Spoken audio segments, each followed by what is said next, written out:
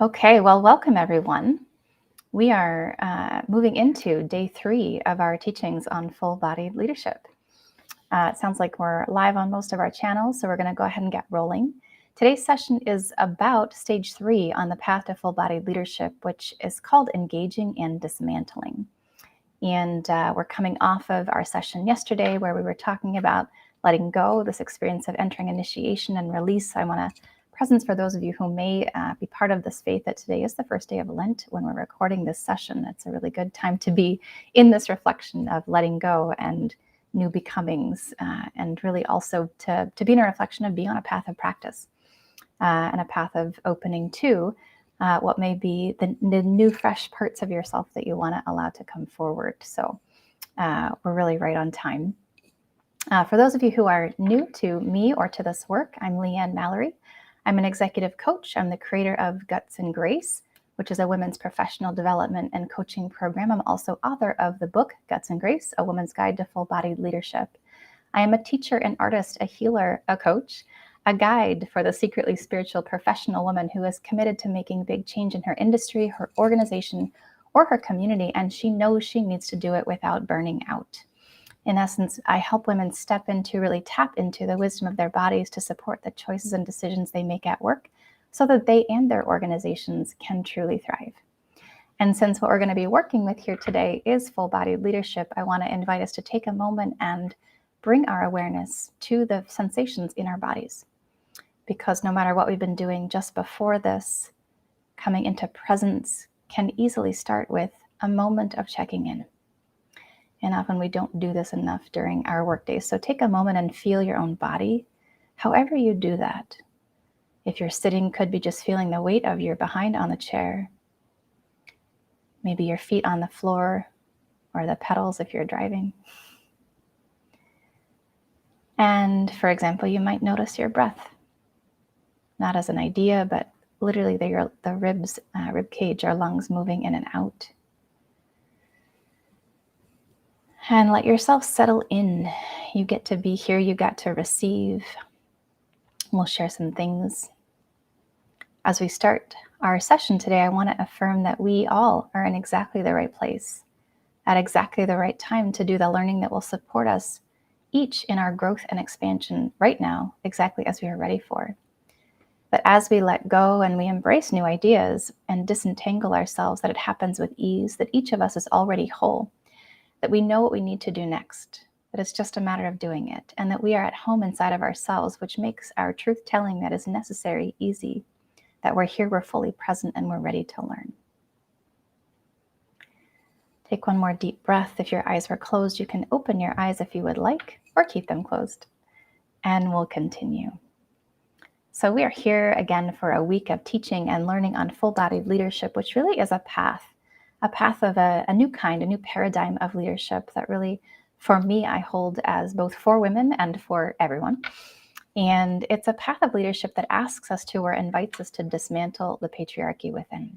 These are the mindsets, the behaviors, the ways of being and doing, even our embodied shaping, like how we carry our bodies, our posture, the ways we move through the world, that we may have learned over time in a patriarchal context or structure, perhaps a workplace that was male-dominated or just built by men. Maybe it's run by women now. Yeah. The households that we grew up in, the culture that we swim in, and that these behaviors, these parts of ourselves may need to be engaged with and dismantled or untangled in order for each of us to lead as our brightest, our truest, and our realest and most inspiring selves.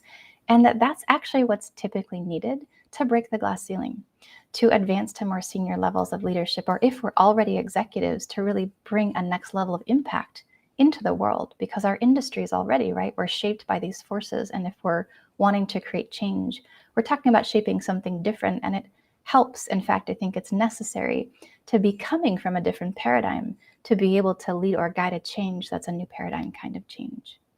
Maybe that doesn't speak to you at all. Maybe you're just ready for the next promotion. And this is a great place to have that conversation too, because these parts of ourselves are also often the what got you here won't get you there parts of ourselves. And so to be able to actually shift something, to be able to advance in the ways we even might want to advance in the context of current day business or current day government or current day nonprofit leadership, there's really something that has to unlock or awaken in us to be able to do that. And the path to full-bodied leadership is about opening those doors. Today here on day 3, we're going to talk about what's called stage 3, or the third stage of this path of transformation. Where we came from was entangled success, the experience of being in the old paradigm and it going well, but there being a little something not quite right or something missing, or maybe a ceiling that we're hitting.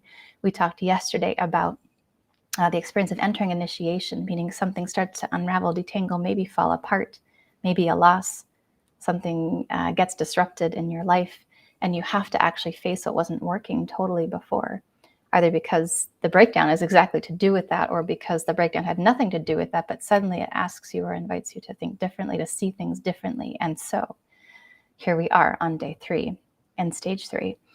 And stage 3 I call engaging and dismantling. Engaging and dismantling. So what is this stage about? It's kind of like in the process of this journey, we've been at a peak, we're kind of at a high. It's a good high, but it's not quite everything, yeah? And then we go down into the valley. Something falls away, falls apart. And this is really the stage where we start to come back up the other side. Maybe we start to piece things back together again, or maybe we didn't actually experience a very big fall, but we just know that we want to start the process of untangling or changing something for the sake of being able to go higher, for the sake of being able to make a bigger impact, or for the sake of being able to do that in a way that doesn't have the same kinds of costs that our old way of being and doing did.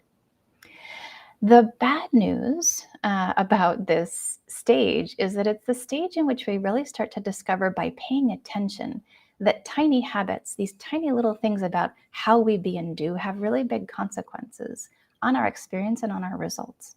The good news about this stage is that we also get to learn how tiny changes, little tweaks, if done the right way, can start to pay really big dividends fast. So this actually is a stage of quick wins, or a stage of breakthroughs, because it's a stage where we try some things on, and if we let go of or we try the right things, we start to find that we can do things we couldn't do before. We can produce or create or have an impact on things we couldn't before, with a small tweak that sometimes is so small that it surprises us. But it's also a stage of killing our sacred cows, so to speak. It's a stage where perhaps the thing you most love, or thought you loved, about how you do, or how you move through the world, or how you lead, or how you get things done, or how you succeeded, could be the very thing that needs to go. That sometimes in this stage, it's like the behaviors, the mindsets, it's time to examine them. It's time to also take responsibility for the costs that they may have, for how they work, but also how they don't work, for the fact that I am doing them and they're not just being done by accident through me, right? That there's some agency in these parts of ourselves. When I started to do this work over 17 years ago, one of the things that struck me was the things that would often create the most potential for leverage or change in a leader's way of being and doing, and in a leader's experience and career, is the stuff that they would say, well, this is just my personality. That's just how I am. And I'd get super curious. At that time, I was coaching men and women leaders in the context of a 1-year-long leadership development program. And in a way, anything was on the chopping block, because they were coming because they wanted to go higher. They wanted to make a bigger impact. They wanted to crack some kind of team dynamic that was making it really hard for their organization to get to the next place. And the place where someone would say, oh, that's just who I am, often that was the place that we had to challenge to open the door to the other side. So it can be a little bit of a scary stage, but when you go into it with consciousness and with an intention on purpose and with a clarity about what you want that's on the other side, it's actually not as hard to do as we might think. The other interesting thing about this stage is that if you are a change maker, or you identify as kind of a disruptor, someone who kind of wants things to be better where you are, or sees a potential future, you'll often be called to move into this stage, or, to the point of our conversation yesterday, maybe be thrown into this stage in some way more quickly than or before others around you. You'll find yourself in it sooner, or at least compelled to get into it, or in some way sort of the makings of it are starting to happen, and everybody else is kind of just doing the same old thing. And you'll look around and go, can they not see something needs to change? Maybe you'll be looking around and not so much seeing yourself needs to change, but see that the system needs to change. Or maybe literally you'll be looking around and being going, we all need to change. This isn't working. We all need to change. And then there can be a little bit of loneliness in this stage because others maybe don't quite get that yet, or they're still in the stage of like, it's kind of working for me, or I think that it is, or why not, right? And so I just want to name that as we enter this stage of engaging and dismantling, we might feel a little bit lonely along that part of the journey. Anyways, so what about this stage? How do we know that we're in it? What are the hallmarks of this stage? One thing that it can really come with is a sense of almost like a getting sober. And what I mean by that is if in the past I was being and doing in these ways and it was kind of working and kind of not working, it's like, but that's how it is. It's how we do things. It's how I've always done things, and it isn't my fault. If there are consequences, they're not my fault. Or maybe they are a little bit, but not really, right? Or the fact that I'm not getting the results that I want out of all of this effort or all these ways that I'm being and doing that have worked before, it's not my fault. And so even in the last stage, I mentioned this idea of the beginnings of taking responsibility. And I think the hallmark of this engaging and dismantling, and really the engaging part, is to go, oh, I'm a co-participant in that. In some way, I'm starting to realize that I'm starting to see that about myself.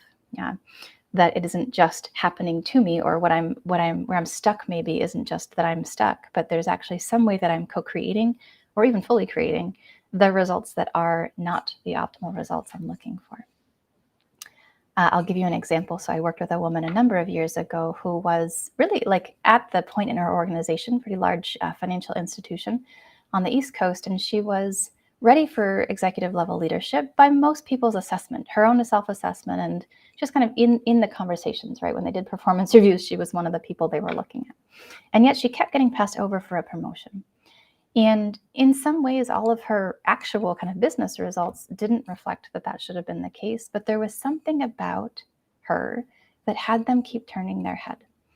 And what's interesting here, right, is that there is real discrimination in the workplace, both conscious and unconscious, and some of that was at play. But what else was interesting was that there were certain ways about how she had gotten to her success. She tended to be a very driver kind of person. She did a lot all the time, really got things done well that won her accolades when she was younger. And even in the moment was still winning her accolades. We talked a little bit about getting stuck in a zone of excellence, or like replicating a pattern that starts to get you pigeonholed in a certain way. But also she moved really fast. She talked really fast. She thought really fast. She was very relational, but often people couldn't quite keep up with her. And so there were some things about her way of succeeding that actually made it harder for folks to get on board with elevating her to the next level. And to be honest, would have made it harder for her to succeed at the next level had they just gone ahead and pulled the trigger and elevated her anyhow. So for example, it's like she got to go, oh, I can see that somehow I'm participating in, or something about me has something to do with what's happening here. This isn't an easy move to make. It's not an easy move to make. Another hallmark of this stage is that the micro matters. One of my mentors says small hinges swing big doors, or basically that you can, there's something little that can actually have a big impact, whether it's something you need to change or something that you're currently doing.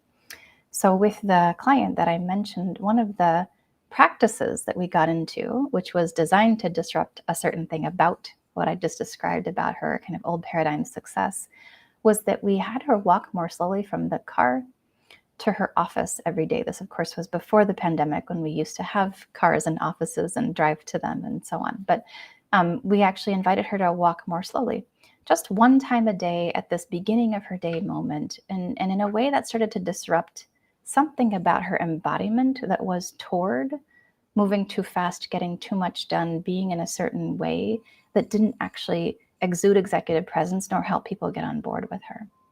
So little things, little practices, little disruptive changes in this moment can really make a difference. Another client I worked with for a while was really someone who, she was young in her career. She saw the possibility for her organization. And there was this kind of small embodied and verbal collapse that would happen at the moment when she was about to advocate for something she cared about. So her body would kind of shut down and she'd pull back. And sometimes she would actually say the word whatever, or like, never mind. She wasn't always conscious that she was doing it, but it was a little bit of a verbal cue that kind of tipped off the embodiment of this pattern for her, which was kind of like an embodied the sour grapes old fable. So it's like I'll give up before I fail. Yeah, I'll take myself out of the game before you'd reject me. This kind of thing was really embodied in her. And so working with just staying in that very specific moment, right? It was like she had a lot of power in other contexts, but disrupting that very specific moment of collapse started to open a really different kind of door for her. So hallmarks, again, there's the micro playing a really big role. There's also this sense of I can start to see that there's one thing, not just a bunch of symptoms. So sometimes we'll joke with my clients that, 360 feedback, or when we're trying to grow in our leadership, it's kind of like the old arcade game Whack-A-Mole, if you're old enough like me to know, was like a bunch of different holes where a small animal would pop up and you're supposed to hit one down with a hammer, but then the other one pops up over here. And so we get this feedback about A, B, C, and D, and I'm trying to work on this, but then I end up doing that, and so on and so forth. So in this stage, you start to see where there's really kind of like one core program or one core aspect of your embodiment, your organization. I call it the core dilemma in the work of Guts and Grace. Also have called it in the past the one thing, literally. And it's like other things are kind of a symptom of that, but you start to have a sense there's an organizing principle to it all, and it starts to make more sense to you. So you can see yourself not just as a bunch of symptoms, but through this one lens of, oh, this is kind of how I've been built up until now. This is my thing. And then last but not least, this is a stage that can really be a time of quick wins. Meaning I made the right tiny changes, something started to work, and then I get some results that actually are pretty big and kind of surprising. Like, wow, okay, I had no idea that with that little thing, something big could change. Not anything that I change, but the right thing that has leverage in terms of this core deeper pattern. So with my client who I mentioned, we had her start walking more slowly from her office to her car every day. And what happened was that by the second or third day, people started to say, hey, you seem different. But they didn't say, I noticed that you're walking more slowly. They said, I'm finding you more approachable this week. I feel like you can really get me, or I can get in with you differently. And then therefore they wanted to tell her more things, or they wanted to listen more and go with her more in a different way. And all the doors that started to open. So ultimately that actually did lead to her being invited, for example, to present more to the board and to get elevated to her next level of leadership. So these things can kind of spiral out from one really small change, but immediate quick wins can be part of the experience of stage 3. What's challenging about this stage is that we want to already be there. As soon as we start to see that something is possible beyond our old paradigm behaviors or ways of being, it's like, can I just fix it already? Now that I've gotten a sense that this is my one thing, this is the core dilemma, this is the puzzle piece that I've been missing, and there's a change I could be making here. Often, instead of slowing down enough to really find what are the deeper new practices, not longer per se, but like the right new practices that will really disrupt something, we start to just do the opposite or do something a little different, kind of like a Band-Aid on top of an old wound. It's kind of like this, just fix it already. Can I just do the other thing? And honestly, as we come into this stage, even post an initiation, and even as folks will come into this stage inside the Guts and Grace work, we've kind of learned already how to do this rushing and kind of putting something over top of the old thing, because it's how we've figured out so far how to work with the 360 feedback we've gotten. Okay, well, I'm too bossy, let me hold back a little bit, right? And so that doesn't actually work. It's like there's almost always a third, more integrated thing, practice, way of being that will be the ultimate answer to how can I be different here? That isn't just don't do the thing you used to do the new thing. So that makes the stage challenging because there's really almost like there's an expectation in our culture that we should just be able to fix it. That if we get feedback, it should be able to be different quickly. Although we kind of know that's not true, right? It's like we try something, it doesn't stick. We try something, it doesn't stick. We try something, it doesn't stick. And then that there isn't really a culture of path so much, especially if you're in a corporate context or government or nonprofit, especially in the US in particular, and many quote unquote developed countries. Like we've lost our sense of things develop over time. or our sense of path. I'm really blessed to have been trained in a few leadership traditions that have a martial arts part of the background. It's like, no, there's a path. You build a new shape, you build a new way of being through practice over time. And we don't have that, and often our bosses don't have that. The people we report to, our stakeholders, don't have that. So it can be challenging to not just want to rush to a solution and spend enough time choosing the right practices that will have the real leverage for you. So what that means is that it's both disruptive and also can be challenging and important to slow down as you go through this stage. I meant to share this earlier. So this stage is actually the Activate 10-week coaching program that we run through Guts and Grace is designed to take you through a slow and steady process of really unpacking the juice at this stage that could be available to you. So we work with, here's what the core dilemma is. We actually give you a chance to build a new both intention and embodiment around something that has a lot of leverage in relation to where your core paradigm has pulled you out of the game or kept you stuck in entangled success. And then we start to design practices that have high leverage, that aren't necessarily hard or big, but that really disrupt something. So it's like a kind of high impact, but a slowed down version of getting through this, taking what you already are coming in with in terms of your understanding of how you might need to grow, and giving you enough time to really go on a walk through your truth and through the actual developing a relationship with yourself that it takes to have something change here more permanently or more significantly. So the importance of this stage is to slow down. And really, it's like a practice of going at the pace of trust with your own body and your own former historical ways of being and doing, so that they're willing to let you open new doors of possibility through new kinds of practice. Okay, what are the gateways? What are the door openers in this stage slowing down? Like I already said, honesty, like truth telling on yourself. First of all, I do this. I don't always tell people I do this, but I do, and it's not working for me. Second of all, I'm responsible for this. Here's the costs that get created by this way that I've been being. Here's why I might want to change that I don't always admit to everyone. Here's this other side of me that's not getting any airtime that needs to. Vulnerability is a really important gateway. As I'm more revealing, as I'm more willing to risk, including in community, right? Maybe it's a community of learners like we would do in a Guts and Grace context, or just a community of people that you may learn with or share with or practice with. That's certainly a gateway for this particular stage. And also having some kind of support, having someone who can reflect to you, can show you that what they see about how you're being, so you can begin to see it through yourself, because you're starting to see it through their eyes and feel it from the inside out. And also that they can reflect when changes happen. Counting small wins, I did that and it was different, is a huge part of what helps one to succeed in moving through or really getting some traction in the stage of engaging and dismantling. So that all being said, I want to invite us who are here into a moment of practice. So first of all, just take a moment and again, feel your body. And what we'll dedicate this practice to is getting just one more layer of self-awareness of how I be when I'm in the mode of the thing I do that's not totally working. It's kind of lengthy. Let me say this way: to be able to see my shape, my way of being, something about me and how I am under pressure, when things get hard, when I'm succeeding but it's not really working perhaps. So feel your body first. If you want, you can close your eyes. Sometimes that may help. And I'll invite you to also visualize something. So as you're feeling,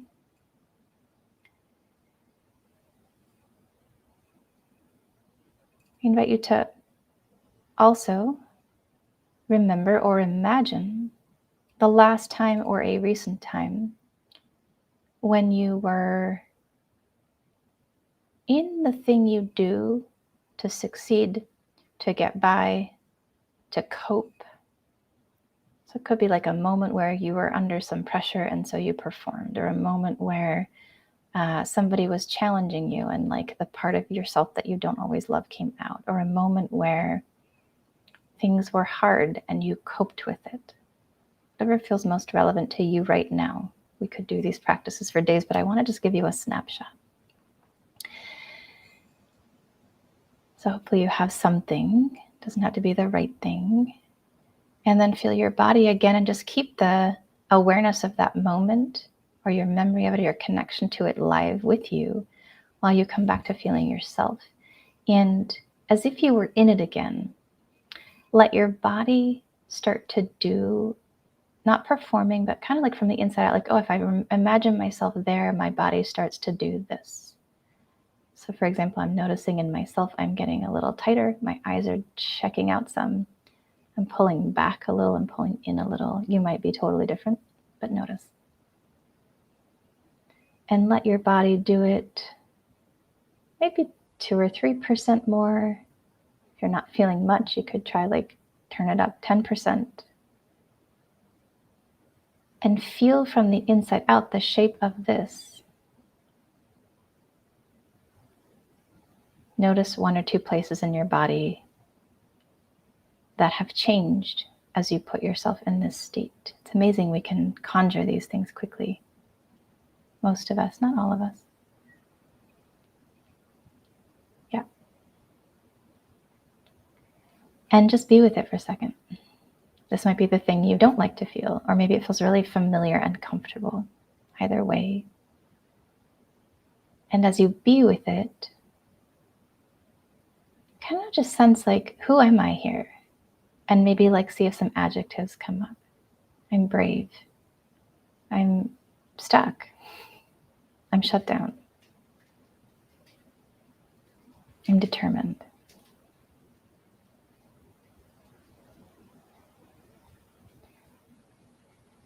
Yeah.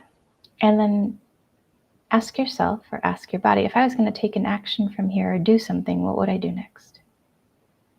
I would run out the door. I would punch him in the nose. What's the move? What's the action? What behavior comes from this or out of this or is natural from here? Good. So we're not going to stay here. This may be familiar. It may be hard to leave, but take a deep breath. Let your body relax. Let your shoulders come down. Unlock your jaw. Feel your butt on the chair again. Inflate with your inhale. Relax, release your wrists and ankles. Take a couple more deep breaths and just let yourself come back and notice what changes as you do that. And if you want to, once you're back or back enough for now, go ahead and take just a couple of notes. Here's what that shape of my body and mind and system was like. Here's the action I felt compelled to.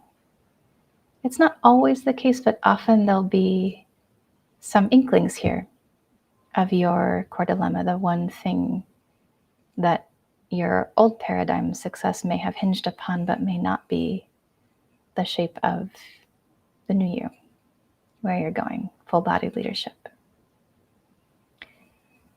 So if you want, if this speaks to you, if this feels compelling, if this stage is a stage you are in or would like to jump into and work with, I invite you to track that. Pay attention for that thing you just worked with, as it may come off and on for you over the course of the next couple of days, couple of hours, couple of weeks. So really the homework here, the practice is a self-observation practice. Let me get to know this. Not rush to change it. It's like, oh, I shut down, let me just turn back on. We probably already have mechanisms that help us do those things, right?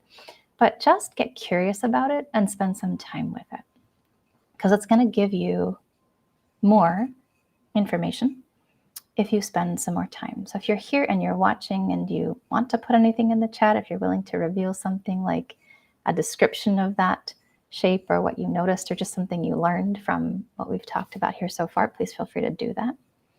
Another great practice, another homework for this stage could be to get some support. Talk to a mentor, reveal something about it to someone who supports you, a coach, a mentor, a boss, a supervisor, a friend, someone you're on a path with together. Okay, great. So this is mostly what we have for today, a few things that I want to offer to complete here. So one tomorrow, we'll be coming back together to talk about the next stage, which is embodied or embracing authenticity, embracing embodied authenticity. And this is really the stage where we start to click into what's more of a full-bodied leadership experience. So I'll share more about what that looks like and how it works tomorrow. And this stage that we're in today, I think it's kind of like the pivot point, right? It's like the cornerstone of how we start to build what's next for us. So if you were here, I'm glad you're here and happy that we get to be in this learning together. As most of you know, our core offering at Guts and Grace is a year-long women's leadership development and coaching program called Guts and Grace. But for those who want results fast and want to get some quick leverage in stage 3 in particular, we also run a high-impact 10-week course called Activate, which starts April 5th this year. And it is focused on accelerating, taking us through this stage. Now I say accelerating, but meaning going at the right speed to be able to get all the way through the doorway so that by the end, although we walked slowly through the process, you've gotten somewhere different than you were able to get before. All of our programs at Guts and Grace are uniquely designed to promote career and purpose activation for spiritually minded, or maybe secretly spiritual, mid to senior level female leaders who are working inside of corporations, governments, nonprofits, and who are committed to leading change of some kind, but really know they need to do that without burning out. So if you are ready to start engaging in dismantling your inner glass ceiling, I invite you to connect with us. Check out our Activate course online and or book a discovery call. I'd be happy to talk to you about what we can offer, how we could support you, and or connect you with one of our coaches here at Guts and Grace. Okay, thank you for being here. So I want to close our session today by affirming that no matter how successful you have been and how hard the pivot to a different kind of success might be, that it is worth it. That you are still in exactly the right place and exactly the right experiences at exactly the right time to get to where you need and want and are born to go. That what you learned today will pay big dividends as you continue exploring it over the long run, and that we are always on purpose, that the ideas, the new mindsets, the new practices, the new support, the resources that come into our lives are happening at exactly the right moment, and that everything is working for us, no matter how unusual, disruptive, challenging, or surprising it might be. I wish you a great rest of your day, and we'll see you tomorrow for our next session on embodied authenticity.